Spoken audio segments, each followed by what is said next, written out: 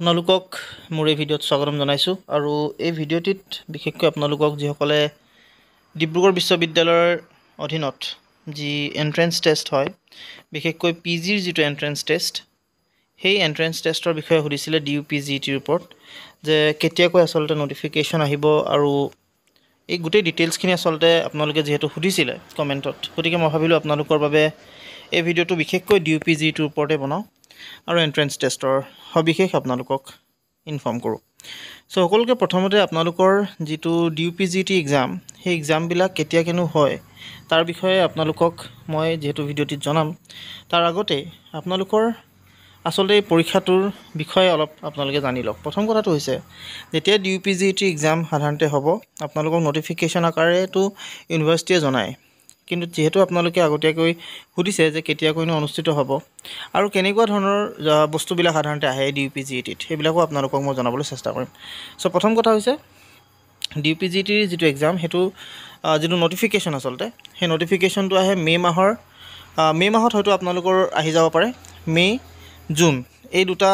সময় আপোনালোকৰ মে' আৰু জুন এই দুটা মাহৰ ভিতৰতে আপোনালোকে আচলতে এপ্লাই কৰিব লগা হয় বা এইটো সময়তে সাধাৰণতে আপোনালোকৰ নটিফিকেশ্যনবিলাক আহে বিশেষকৈ আপোনালোকৰ মে' মাহত আহি যাব লাগে নটিফিকেশ্যন DUPGETৰ ওপৰত আৰু এন্ট্ৰেন্স টেষ্টটো জুন মাহত বা মে' মাহৰ শেষৰ ফালে আচলতে আপোনালোকৰ অনুষ্ঠিত হ'ব আৰু অনুষ্ঠিত হয় তেনেকৈ গতিকে ইয়াত আপোনালোকে এপ্লাই কৰিবৰ বাবে প্ৰথম কথাটো হৈছে আপোনালোকে 5th ছেমিষ্টাৰত পঢ়া হ'ব লাগিব অৰ্থাৎ আপোনালোকে 5th ছেমিষ্টাৰত পঢ়া হ'ব লাগিব আৰু লগতে আপোনালোকৰ 6th ছেমিষ্টাৰ যিটো এক্সাম সেই এক্সামটো আচলতে আপোনালোকে যদি এপিয়াৰ কৰিছে বা এপিয়াৰ আপোনালোকে কৰিব সেয়া হ'ব লাগিব আৰু তাৰপিছতহে আপোনালোকে আচলতে ইয়াত এপ্লাই কৰিব পাৰে আৰু এপ্লাই কৰাৰ পাছত আপোনালোকৰ যিটো এক্সাম হ'ব সেই এক্সামটো সেই মে' মাহৰ ঠিক শেষৰ ফালে বা জুনৰ আপোনালোকৰ ষ্টাৰ্টিঙতে এই পৰীক্ষাটো অনুষ্ঠিত হয় আৰু পৰীক্ষাটো কেতিয়াবা এনেকুৱাও হয় যে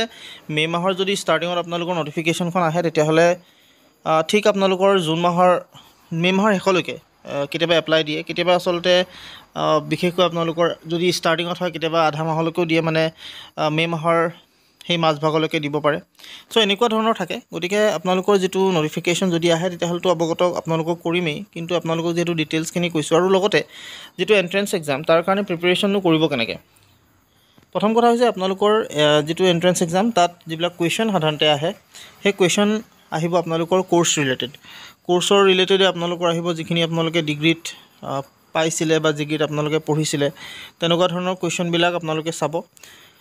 যেহেতু সেইটোৰ ওপৰতেই আহে বা যিটো ডিপাৰ্টমেণ্টৰ আপোনালোকে হয় বা যিটো ডিপাৰ্টমেণ্টৰ আপোনালোকে এক্সাম দিব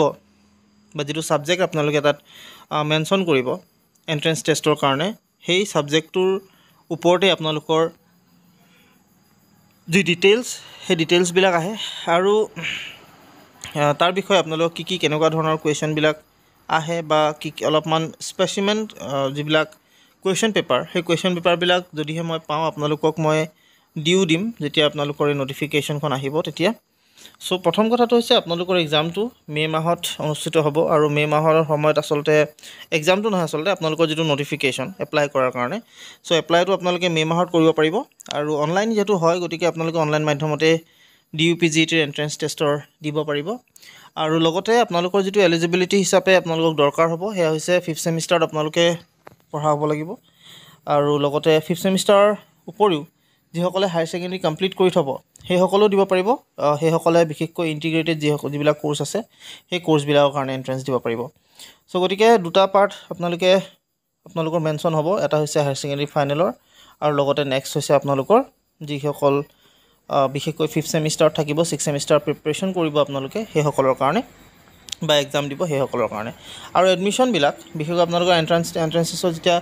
ৰিজাল্টবিলাক দিব ৰিজাল্টবিলাক দিয়াৰ পিছত আপোনালোকৰ যেতিয়া 6th ছেমিষ্টাৰ যিটো ৰিজাল্ট সেই ৰিজাল্টৰ ঠিক পিছতে আপোনালোকে এডমিশ্যন ল'ব পাৰিব যদি ক্লিয়াৰ হয় তেতিয়াহে আপোনালোকে যিহেতু এডমিশ্যন ল'ব পাৰিব গতিকে গোটেই প্ৰচেছটো আচলতে মে'ত ষ্টাৰ্ট হৈ যাব আৰু ঠিক জুন জুলাই এই সময়ছোৱালৈকে আপোনালোকৰ যিখিনি প্ৰচেছ অৰ্থাৎ পৰীক্ষা দিয়াৰ পৰা আদি কৰি ৰিজাল্ট দিয়ালৈকে এইখিনি আপোনালোকৰ সমাপ্ত কৰিব আৰু যিখিনি এডমিশ্যন হ'ব সেই ঠিক জুলাই আগষ্টৰ এই সময়ছোৱাত আপোনালোকৰ যি এডমিশ্যন সেই এডমিশ্যনবিলাকো হ'ব এতিয়ালৈকে যিহেতু আপডেট নাই অহা এতিয়ালৈকে যিহেতু আপোনালোকৰ এই ইনফৰ্মেশ্যন অহা নাই যিহেতু মাৰ্চ আপোনালোকৰ চলি আছে শেষ হ'ব আৰু ঠিক এপ্ৰিল বহাগৰ ঠিক পিছতে আচলতে আপোনালোকৰ হয়তো নটিফিকেশ্যন আহিব পাৰে বহাগৰ ঠিক নহয় আচলতে মে'ৰ ষ্টাৰ্টিঙতে